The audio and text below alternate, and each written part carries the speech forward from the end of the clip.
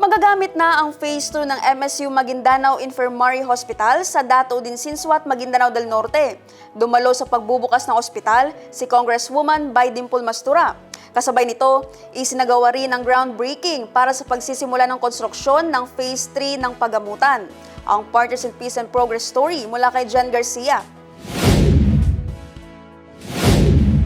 Dumalo si Congresswoman Bay Dimple Mastura sa ribbon cutting ng Phase 2 at groundbreaking ng Phase 3 ng MSU Maguindanao Infirmary Hospital sa Dato din Sinsuat, Maguindanao del Norte.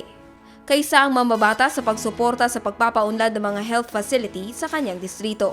Anya, ang proyektong ito ay direktang pinakikinabangan ng mga estudyante, guro, kawani at mga komunidad sa paligid ng universidad. Bilang kinatawan ng Maguindanao del Norte, patuloy umano niyang itinataguyod ang mga proyektong nagdadala ng mas maayos, mas mabilis at mas abot kayang serbisyong medikal sa mga mamamayan.